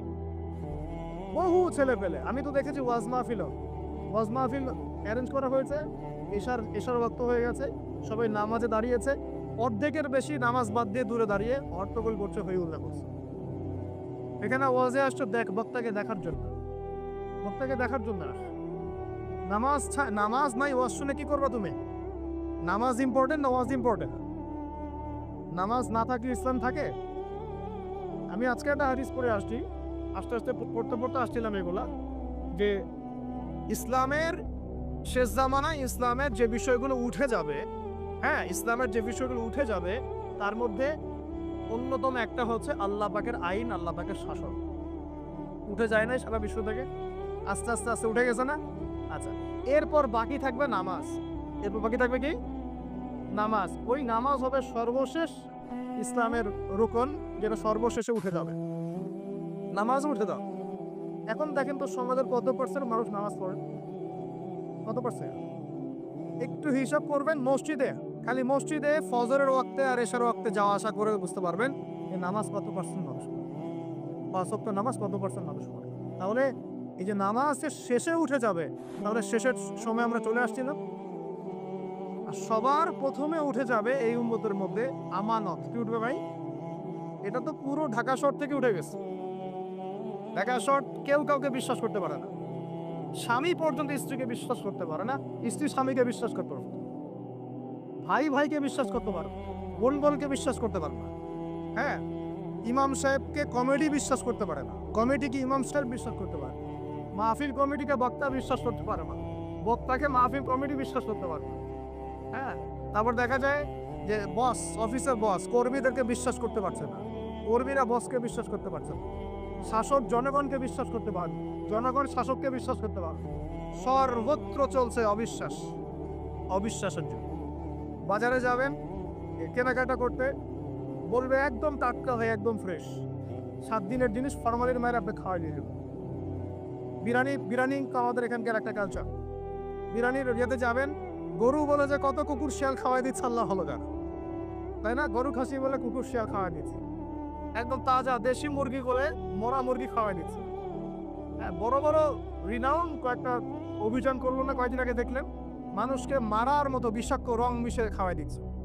আমানত সবার আগে উঠে যাবে, আমানত, বিশ্বাস। আমানতদার ব্যক্তিকে বলা হবে খেয়ারতকারী ব্যক্তি, আর খেয়ারতকার যে ওকেই বলা হবে আমানতদার। যে আমানতদার তাকে বলা হবে খেয়ানতকারী, আর যে খেয়ানত করে ওকেই বলা হবে আমানতদার। তখন আল্লাহ পাকের আযাব আসবে প্রতিটা ক্ষেত্রে। বলবে যে ভাই মাছটা ফ্রেশ, দেখবেন যে পচা মাছ, ভাই যে ফ্রেশ গরুর মাংস, দেখবেন যে ওটাকে একদম ইঞ্জেকশন মেরে মেরে মেরে গরুটাকে ফুলাই দিয়েছে। কোনো কোনো সময় দেখা যায় ডাব খেতে আসে শহরে, রাস্তার পাশে ডাব বিক্রি করতেছে, ডাব কেটে দেখবেন পানি অর্ধেক নাই, সিরিঞ্জ দিয়ে পানি বের করে ফেলছে। কোন যুগে আস? এটা আমাদের শহর ভাই, আমাদের শহর, যেখানে আমরা সবাই দাড়ি টুপি নিয়ে ঘুরে বেড়াই। আমরা বাইরে একটা অভিনয় করতেছি, আমরা আসলে বাইরে একটা অভিনয় করতেছি। আমরা মনে হয় নিজের সাথেই অভিনয় করছি, আমরা এখন মনে হয় নিজেদের সাথেই নিজের অভিনয় করছি। বাইরে গিয়েছে স্ত্রী শপিং করতে, এদিকে বয়ফ্রেন্ডের সাথে ডেটিং মেটিং করে বাসায় এসে স্বামীকে বলছে তোমার জন্য শার্ট কিনে নিয়ে আসলেন। হ্যাঁ, এদিকে স্বামী বাসা থেকে বের হয়েছে, ওদিকে অফিসের কলিগদের সাথে দুই চারটার সাথে তার অবৈধ সম্পর্ক। ঠিক আছে, মানি ব্যাগ সার্চ করলে কন্ডম পাওয়া যায়, মানি ব্যাগ সার্চ করলে কি পাওয়া যায়? কন্ডম পাওয়া যায়। এবার প্রোটেকশন এগুলো না করলে এইডসের রোগ হবে। শিখিয়েছে যৌন সম্পর্ক করেন, অবৈধ যৌন সম্পর্ক করেন, কিন্তু প্রোটেকশন নিয়ে করেন, এগুলো শেখাচ্ছে মানুষ। তো এই জেনাকারী সমাজের উপর আল্লাহর গজব আসবে না তো কি আর কি আসবে? ও বাইরে গিয়ে আরো 2-3টা মেয়ের সাথে সম্পর্ক করে বাসায় আসে, স্ত্রীকে বলছে আমি তোমাকেই সবচেয়ে বেশি ভালোবাসি। মানে এখানে জেনাকে উস্কে দেওয়া হচ্ছে, আর হালাল সম্পর্ক, হালাল বিবাহ, এটাকে প্রতিবন্ধকতা সৃষ্টি করা হচ্ছে। আপনি হালাল বিয়ে করতে চান, পারবেন, কঠিন। যৌতুক, এখানে আবার যৌতুকের ব্যাপার আছে। আপনার এমন যে বিয়ে মানে একটা বাণিজ্য, মানে যেমন মেয়ের বাবা বিয়ে দিবে, মেয়েটাকে পার করছে, বড় অঙ্কের একটা টাকা দরকার এখানে। হ্যাঁ, আর ছেলের বাবা যখন মেয়ে নিয়ে আসছে, সেখানে আবার বড় অঙ্কের যৌতুক ইম্পোজ করছে। মেয়ের বাবা দিচ্ছে বড় অঙ্কের মোহর, আমার মেয়েকে বিয়ে করতে চাও, 20 লাখ টাকা মোহর লাগবে। ও ছেলের সামর্থ্য নাই, ও বলছে ঠিক আছে, আচ্ছা লেখক, পরে বাসর রাত্রে মাফ করাই নিব, বাসর রাত্রে মাফ করাই নিচ্ছে। তারপরে সারা বছর এটা সারা জীবন দেওয়ার কোনো নাম নাই, মেয়ের হক আর সে পেরে। এদিকে মেয়ের বাপও কম চালাক না, হ্যাঁ, সে আবার মোহর যেমন বাড়িয়েছে, ছেলের বাপও কম চালাক না, সে আবার এদিকে যৌতুক দিয়ে পোস্ট করেছে, ওই যৌতুকের টাকাটা নিয়ে মোহরটা দিব।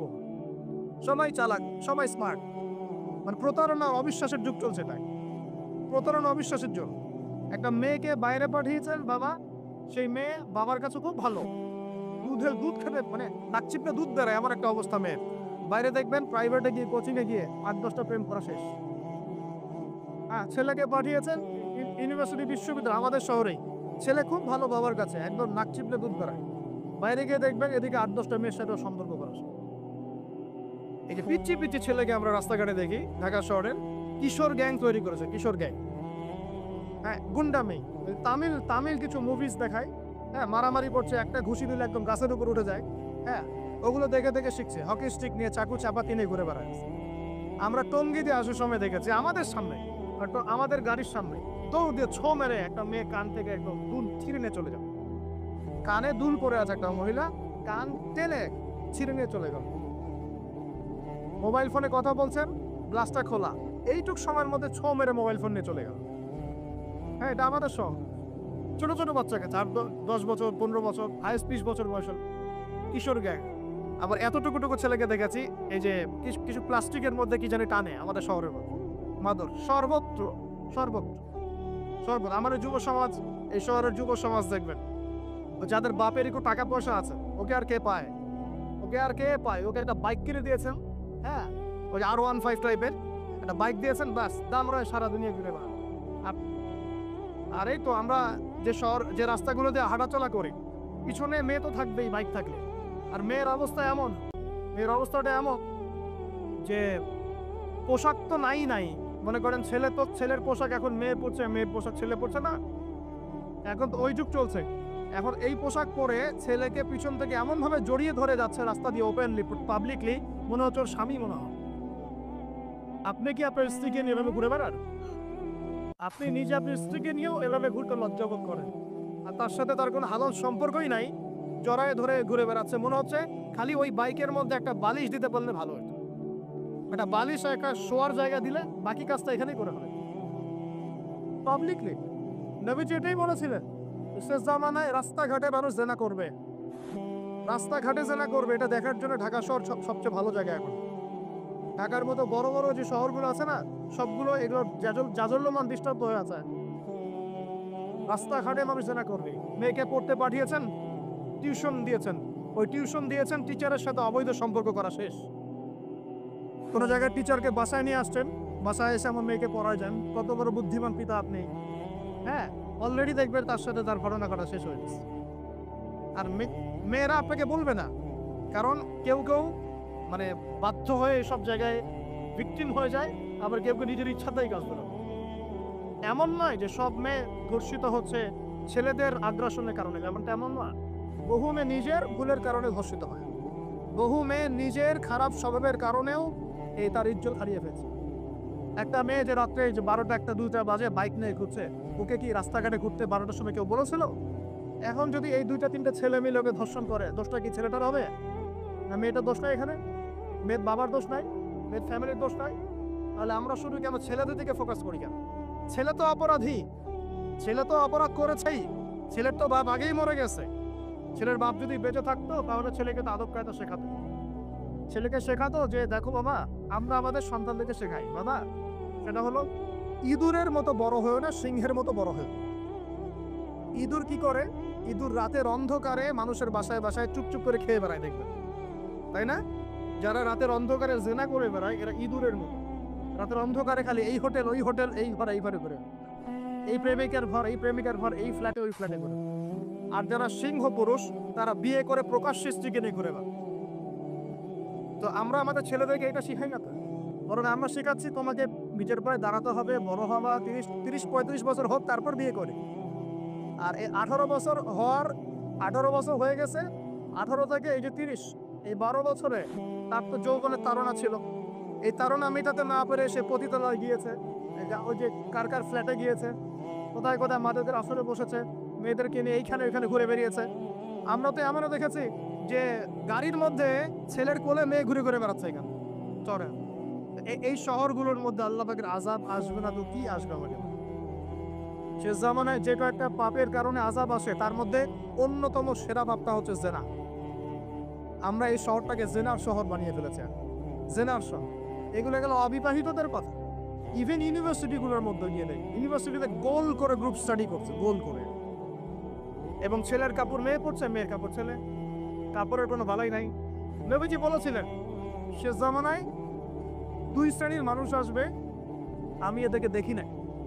নবীজি দেখেন নাই মানে 1400 বছর আগে ওরা ছিল না।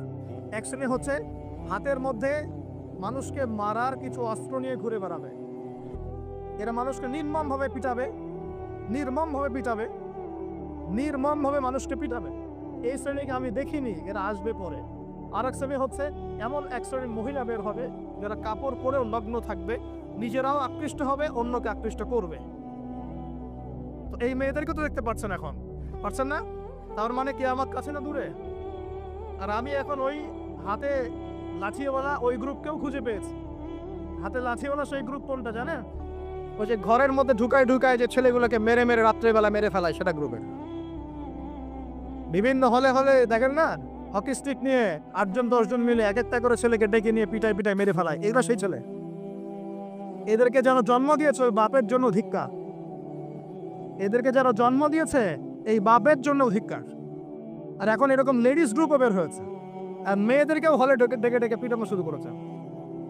তোমরা কি মনে করো যে 5জন 6জন 10জন মিলে একজনকে সারা রাত টর্চার করে মেরে ফেলানোর মধ্যে সুপুরুষ? তুমি সুপুরুষ, তুমি অনেক বড় বীর।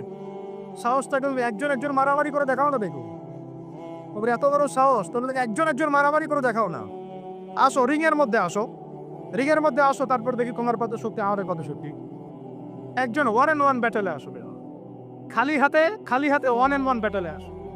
8জন 10জন মিলে একটা বুয়েটের ছেলে, একটা মেডিকেলের ছেলে, একটা অমুকের ছেলে, তমুকের ছেলে, বাবা মায়ের স্বপ্ন লালন করা ছেলেগুলোকে ঘরের মধ্যে ঢুকাবা, সারা রাত পিটায় মেরে ফেলবা, এটাকে তোমরা সাফল্য মনে করো, বীরত্ব মনে করো? এই ছেলেগুলোকে জন্ম দিয়েছে যে পিতা মাতায়, এদের জন্য ধিক্কার আমার পক্ষ থেকে। আপনারা এইসব সন্তান জন্ম দিতে গেলেন কেন? খিদির আলাইহিস সালাম বেঁচে থাকলে ছোটবেলায় মেরে ফেলতো এদেরকে।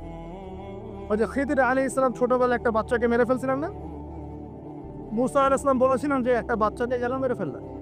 তখন খিদির আলাইহিস সালাম বলেছিলেন এই ছেলেটা যদি বড় হয়, বড় হলে অনেক বড় কাফের হবে। আল্লাহ আগে জানিয়ে দিয়েছেন, এই জন্য আগে মেরে দিয়েছে। এই বাচ্চাগুলোকে নিতে গেলেন কেন? কোনো রকম লজ্জাবোধ নাই, চক্ষু লজ্জা নাই। এরপর যখন আইন শৃঙ্খলা বাহিনী এদেরকে অ্যারেস্ট করে নিয়ে যায়, বীরের মতো হাসতে হাসতে চলে যায়। ও জানে যে আমার কোনো সমস্যা হবে না, হাত কবর দিয়ে বেরিয়ে চলে আসবে। তোমরা এগুলোকে বীরত্ব মনে করো? বীরত্ব মনে করো? সুপুরুষ হয়ে গেছো তোমরা। এতই যদি ক্ষমতা থাকে, সাহস থাকে, তো একজন একজন মারামারি করো না, 1-on-1 ব্যাটেল আসো। তারপর দেখো কে জিতে কে হারে। 10জন মিলে একজনকে পিটাবা মনে করছো খুব বড় বীর হয়ে গেছো? এখন 10টা মেয়ে মিলে একটা মেয়েকেও পিটাচ্ছে। একটা মেয়েকে আপনি ঘরের মধ্যে ঢুকায় সারা রাত পিটাবেন, মেয়েটা কাঁদতে কাঁদতে বলছে আমার পায়জামা পর্যন্ত খুলে ফেলেছে টান দিয়ে। আরে তোর মায়ের পায়জামা কেউ খুলে ফেললে তোর কেমন লাগবে? তোর বোনের পায়জামা কেউ খুলে ফেললে তোর কেমন লাগবে? কোন সাহসে তুই একটা মেয়ের পায়জামায় হাত দিস? এত বড় সাহস!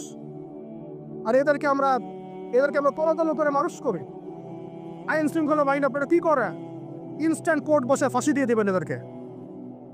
আল্লাহর কসম করে বলছি, যদি কোনোদিন এরকম ক্ষমতা আমাদের কাছে আসতো, দিন আনতেন বিচার করে দেখিয়ে দিতাম ইনশাআল্লাহ।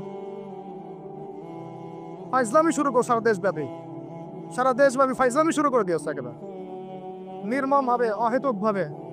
এই যে অসহায় মানুষগুলোকে, ছাত্র পড়তে গিয়েছে, বাবা মার স্বপ্ন লালন করা ছাত্র, ছেলেটা ইঞ্জিনিয়ার হবে, ছেলেটা মেডিকেল সায়েন্সে পড়ে বড় একজন ডক্টর হবে, পিছায় মেরে ফেলে দিল তাকে। এত বড় সাহস! আর আমরা কিছুই বলতে পারলাম না, কিছু করলাম না। কি একটা অবস্থা চলছে! এগুলো যখন চলতে থাকবে একটা কওমের মধ্যে, আপনার মনে হয় যে আল্লাহ পক্ষ থেকে রহমত নেমে আসবে? লা ইলাহা ইল্লাল্লাহ বলা একজন মানুষ যদি বেঁচে থাকে, ওই একজন মানুষের সম্মানে আল্লাহ পাক কিয়ামত দিবে না ইনশাআল্লাহ। সে একজন মানুষকে এভাবে নির্মমভাবে পিটিয়ে মেরে ফেলো তোমরা। এখন মানুষকে পেটানো শুরু করেছো। নবী সাল্লাল্লাহু আলাইহি ওয়াসাল্লাম শেষ জামানের হাদিস সম্পর্কে বলেছিলেন যে আমি এক শ্রেণীর মানুষকে দেখি নাই যারা আসবে, মানুষকে নির্মমভাবে মারবে, নির্মমভাবে মানুষকে পিটিয়ে মারবে। আর কোরআন খুলে দেখেন, একটা জাতির কথা আল্লাহ পাক বলেছেন। এই জাতির নাম হচ্ছে আদ জাতি। কোন জাতি ভাই? এই আদ জাতিকে আল্লাহ পাক ধ্বংস করেছিলেন ঝড় দিয়ে, ঝড় ঝাপ্টা দিয়ে। আল্লাহ পাক এই কওম সম্পর্কে বলেছেন ওয়াইযা বাতাসতুম জাব্বারিন, ওরা শিরক কুফর তো করতোই, কিন্তু এর পাশাপাশি একটা বড় পাপ করতো। ওই পাপটা হচ্ছে এরা যখন মানুষকে পেত পিটিয়ে মেরে ফেলতো, নির্মমভাবে পিটিয়ে মেরে ফেলতো। এই আবজাতি পাপ তোমরা করা শুরু করেছে। আমাদের শহরে এগুলো চলছে না এখন? দিনে দুপুরে রাস্তাঘাটে এগুলো চলছে। শিক্ষা প্রতিষ্ঠানে গিয়ে এগুলো মাস্তানি করতে গিয়েছো তোমরা। আমার ভাই হয়ে যদি এই কাজ করো, আমি তোমার চেহারা পর্যন্ত দেখতে যাবো না ইনশাআল্লাহ। আল্লাহ রাব্বুল আলামিন আমাদেরকে উমরের শাসন দান করুন বলে আন। একটা মাস উমরের শাসন যদি চলে না, দেখবেন সব লাইনে চলে আসছে ইনশাআল্লাহ। একটা মাস খালি ধর্ষণের বিচার করা শুরু করেন, ধর্ষণ করার সাহস খুঁজে পাবেন ইনশাআল্লাহকে। কোন মাদ্রাসাতে আমরা দেখেছি, কোন মাদ্রাসাতেও এই যে হাফেজ ছাত্র হতে গিয়েছে, বাবা মা হাফেজ বানাবে, মাদ্রাসায় পাঠিয়েছে, মাদ্রাসার শিক্ষক ছেলেটাকে বলাৎকার করে রেখে দিয়েছে। হ্যাঁ, ঢাকা শহরের ঘটনা বলছে। আমাদের সন্তান থেকে কোথায় পাঠাবো তাহলে? পাপ যেই করে পাপী। এখানে যদি দাড়ি টুপিওয়ালা মানুষও পার করে, তাকেও শাস্তির আওতায় নিয়ে আসতে হবে। আল্লাহ মাদ্রাসায় আপনি ছাত্রকে বলাৎকার করবেন? মাদ্রাসায় আপনি সমকামিতা করবেন? আপনার তো লিঙ্গ কেটে জাতির সামনে উপস্থাপন করা দরকার। উমরের শাসন হল এটাই হতো। উমরের শাসন হল, আল্লাহর কসম করে বলছে, এগুলোই হতো। ওয়াজ মাহফিলগুলোকে দিনের এই পবিত্র আমানতগুলোকে অনেক জায়গায় ঠাট্টা মশকরার পাত্র বানানো হয়েছে। কোথাও দেখা যায় যে ওয়াজ মাহফিলের যে বললাম ডিজে জিকির চালু করা হয়েছে। ফাইজলামি শুরু করছো, দিন নিয়ে কমা ফাইজলামি শুরু করছো।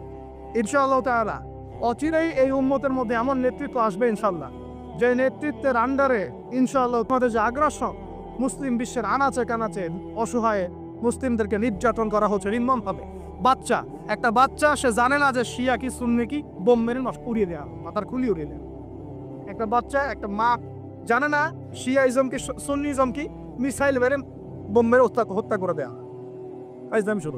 সারা বিশ্ব জুড়ে এগুলোই চলতেছে। সারা বিশ্ব জুড়ে মিডিয়ার মধ্য দিয়ে মুসলিমদেরকে আজকে সন্ত্রাসী বানানো হয়েছে।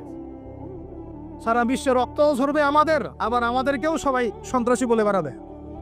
নাটক শুরু করেছে, নাটক। সারা বিশ্ব জুড়ে সবচেয়ে শান্তিকামী মানুষ কারা? আমরা, অন্য কেউ আছে? সারা বিশ্বের মানুষের, নিরীহ মানুষের রক্ত কাদের হাতে লেগে আছে? আমাদের হাতে। আমরা ইরাকে মানুষ হত্যা করেছি, আমরা আফগানিস্তানে মানুষ হত্যা করেছি, আমরা উইঘুরদেরকে হত্যা করেছি, আমরা রোহিঙ্গাদেরকে হত্যা করেছি, আমরা বিগত 12, 14, 15 বছর ধরে সিরিয়াতে বাচ্চাদেরকে হত্যা করেছি, বিগত প্রায় 70 বছর থেকে প্যালেস্টাইনে আমরা মানুষকে হত্যা করেছি। আমরা কি এই যে লেবানন, জর্ডান এই জায়গাগুলোতে মানুষকে আমরা মারছি? আর সারা বিশ্বে আমাদেরকে আজকে সন্ত্রাসী কেন বলা হবে? কি কারণে বলা হবে? আর আমরা কেউ কোনো কথাও বলি না, মন থেকে ঘৃণাও করি না। এই কথাগুলো বলবেন কারা? বলবেন তো আলেম ওলামারা। এখন যদি আমরা এই ওয়াজ মাহফিলের স্টেজগুলোকে সার্কাসের মঞ্চ বানিয়ে ফেলি, এই আমানতের হরকে আদায় করবে কে? আদায় করবে? আল্লাহ পাক আমাদের সবাইকে বোঝার তৌফিক দান করুন। আমরা আশা করি ইনশাআল্লাহ তাআলা আমাদের উপর যারা আছেন তাদের বোধোদয় হবে ইনশাআল্লাহ। আমরা কারো শত্রু নই। ইসলাম কারো শত্রু নয়, কারো খারাপ চায় না। ইসলাম চায় সমাজের ন্যায় প্রতিষ্ঠা হোক, এবং ন্যায়টা যে কারো হাত দিয়ে প্রতিষ্ঠা হোক, কোনো সমস্যা নেই। XYZ যেই হোক না কেন, যার হাতে ন্যায় প্রতিষ্ঠা হবে আমরা তার জন্য দোয়া করবো ইনশাআল্লাহ। আর যে অন্যায়কে প্রশ্রয় দিবে, প্রতিষ্ঠা করবে, আমরা তার ধ্বংসের জন্য আল্লাহর কাছে দোয়া করবো ইনশাআল্লাহ। আর আল্লাহ পাকের গজব যখন নেমে আসবে, কেউ ঠেকাতে পারবে না। আমি বলে দিয়েছি প্রথমেই, সবকিছুর মালিক কে? সব ক্ষমতা কার হাতে? প্রিয় যুবক ভাইয়ের স্পেশালি আগামী দিনে ইসলামের পতাকা হাতে নিয়ে বিশ্বকে চ্যালেঞ্জ করার জন্য এখন থেকে প্রস্তুত হয়ে যান। একদিনের মাহফিল দিয়ে কিচ্ছু হবে না, একদিনের মাহফিল দিয়ে গরম বক্তব্য দিয়েও কিছু হবে না। আপনাদের সবাইকে কনস্ট্রাকটিভ কাজ করতে হবে। প্রত্যেক মুসলিম ভাইকে 5 ওয়াক্ত নামাজ আদায় করতে হবে। আল্লাহ পাক তৌফিক দান করুন। প্রত্যেক ভাইয়ের যাদের যাকাত ফরজ হয়েছে, যাকাত অবশ্যই দিতে হবে। বেশি বেশি দান সাদকা করবেন। নিজের পরিবারের মধ্যে কোনোভাবেই অনইসলামিক কোনো সংস্কৃতি আসতে দিবেন না। নিজের পরিবারের মধ্যে পর্দা প্রতিষ্ঠা করবেন। কোনো অবস্থাতেই হারাম রিজিকের দিকে যাবেন না।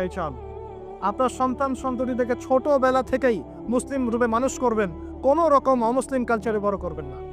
আপনার সন্তানদেরকে ছোটবেলায় কোরআন শেখাবেন, হাদিস শেখাবেন, আলেম ওলামা সোহবত দিবেন, হকপন্থী আলেম চিনবেন, তাদের কাছে সন্তানদেরকে পাঠাবেন ইনশাআল্লাহ। ইসলামকে নিয়ে ছাত্তা বিদ্রুপ করবেন না, রমতামাশা করবেন না। এই যুগ সম্পর্কে সচেতন থাকবেন। কি হচ্ছে, কি চলছে, হাদিসে কি আছে, কোরআনে কি আছে, সামনে কি হতে পারে, সচেতনতা তৈরি করবেন। এই চলমান ফিতনাময় পরিবেশে নিজের ঈমান আমলকে এমনভাবে ধরে রাখবেন যেমন করে হাতের মধ্যে মানুষ আগুন ধরে রাখে, ইমান ধরে রাখে। পরিবারের মধ্যে বেপরদামিকে স্থান দিবে না। পরিবারের ছেলে কি করছে, মেয়ে কি করছে, আপনার আত্মীয় স্বজনের হক ঠিক আছে কিনা, প্রতিবেশীর হক ঠিক আছে কিনা, প্রতিটা বিষয় as a Muslim leader of the family আপনাকে এগুলো দেখতে হবে। আল্লাহ তৌফিক দান করুন। এবং বেশি বেশি সামাজিক কিছু অ্যাসোসিয়েশন করে তুলবেন যেগুলো সামাজিক অন্যায়গুলোকে প্রতিরোধ করবে ইনশাআল্লাহ, সামাজিকভাবে ন্যায় ছড়িয়ে দিবে, সামাজিকভাবে ইসলাম ছড়িয়ে দিবে ইনশাআল্লাহ। শিক্ষা প্রতিষ্ঠান গড়ে তুলবেন যেখানে জেনারেল এবং ইসলামিক শিক্ষার সমন্বয় থাকবে, আলোকিত প্রজন্ম গড়ে উঠবে ইনশাআল্লাহ। এরকম সমাজের অবস্থায় কি আল্লাহর আযাব আসবে না রহমত আসবে? এই হচ্ছে আমাদের সমাজের অবস্থা। এখন কতগুলো বলে শেষ করব। প্রতি ঘরে ঘরে ব্যভিচার ঢুকে পড়েছে, ঘরে ঘরে ব্যভিচার, পরকীয়া ঢুকেছে, পরকীয়া। আর অর্থনীতির ক্ষেত্রে ঘরে ঘরে ঢুকেছে সুদ আর সুদ, ঘুষ ঢুকেছে ঘুষ, এদিকে সুদ ঢুকেছে, দুর্নীতি ঢুকেছে, অন্যের সম্পদ অন্যায়ভাবে হস্তক্ষেপ করার নোংরা সংস্কৃতি ঢুকে পড়েছে প্রত্যেক জায়গায় জায়গায়। আমাদের ইয়াং জেনারেশন নিজেদের ইতিহাস ভুলে গেছে যে আমরা কার উত্তরসূরি। খালেদ বিন ওয়ালিদের নামও তারা জানে না, উমর ইবনে খাত্তাবের নাম জানে না, তারেক বিন জিয়াদকে চিনে না, মোহাম্মদ বিন কাসিমকে চিনে না। এরা ক্রিস্টিয়ানো রোনাল্ডোকে চিনে, এরা মেসিকে চিনে, নেইমারকে চিনে, এরা আমাদের ক্রিকেটারদেরকে চিনে। মাশাআল্লাহ, যারা এখন বিপদগামী ছিলেন আমরা মনে করতাম তারাই এখন হেদায়েতের দিকে আসছেন, আর আমরা এখন মুসলিম ঘরে জন্মগ্রহণ করে নামাজ ছেড়ে দিচ্ছি, কুরআন পড়া ছেড়ে দিচ্ছি। এটা কি ধরনের কথা? আমার পরিবারের মা বোনরা কিভাবে বেপরদায় বাইরে যায়? আমার পরিবারের কর্তা আমি কেমন করে আমার পরিবারের স্ত্রী সন্তান মেয়েরা বাইরে বেপরদা যাবে, কিভাবে যাবে? আমি তো পরিবারের কর্তা, আমি পরিবারের স্বামী, আমার স্ত্রী কেমন করে বেপরদায় বাইরে যাবে? আমার ছেলে কেন নামাজ পড়বে না? নামাজ না করে সে ভাত খাবে কিভাবে? নামাজ না করে আমার পরিবারে আমার ছেলে ভাত খাবে কিভাবে? আমার মেয়ে কেমন করে ভাত খাবে? অতএব পরিবারটাকে শক্ত করেন, হালাল খান, সামাজিকভাবে ইসলামটাকে এগিয়ে নেন, ইনশাআল্লাহ দেখবেন একদিন বড় পরিসরে ইসলাম কায়েম হয়ে যাবে ইনশাআল্লাহ। আর আমরা কারোর জন্য বদদোয়া করব না, আমরা দোয়া করব আল্লাহ পাক যেন ঊর্ধ্বতন কর্তৃপক্ষ সবাইকে হেদায়েত দান করেন এবং অন্যায়ের বিরুদ্ধে দাঁড়ানো তৌফিক দান করে, এবং তাদের হাতে হলেও আল্লাহ পাক ন্যায় প্রতিষ্ঠা করার তৌফিক দান করেন। আর ন্যায় কোনটা ন্যায় কোনটা অন্যায় এগুলো এসব প্রোটেস্ট্যান্ট মুসলিমরা আপনাদেরকে শেখাতে পারবে না। যারা ইসলাম, কোরআন, সুন্নাহ, সমকালীন বিশ্ব ইতিহাস, অর্থনীতি, সংস্কৃতি, দেশীয় কালচার সব সম্পর্কে জ্ঞান রাখে, এই মানুষ না আপনাকে বলতে পারবে কোনটা সত্য কোনটা মিথ্যা, কোনটা হক কোনটা বাতিল। একজন কবর পূজারী আপনাকে কি হেদায়েত দিবে? একজন মাজার পূজারী আপনাকে কি হেদায়েত দিবে? একজন বেদাতি আপনাকে কি হেদায়েত দিবে? হেদায়েত তো নিতে যান খালি ওদের কাছে, আর জ্ঞানী মানুষগুলো মূল্যায়ন করেন না। যারা বুদ্ধি বিক্রি করে খায় ওদের কাছে পরামর্শ নিচ্ছেন, আর কিছু বিষয় বলতে বলতে মুখের ফেনা উঠিয়ে দিলেন, তারপরেও কোনোদিনও বললেন না যে হ্যাঁ কথাটা গ্রহণ করা যায়। কি আশ্চর্য! যখন একটা সমাজের মধ্যে এই পাপগুলো ছড়িয়ে পড়বে তখন আল্লাহ পাকের গজব আসবে, এটা আসবেই। প্রতিরোধ কিভাবে? প্রতিরোধ করার কোনো সুযোগই নাই, আপনাকে প্রতিকারও করার কোনো সুযোগ নাই। তওবা করে আল্লাহর কাছে ফিরে আসতে হবে, এটাই সলিউশন।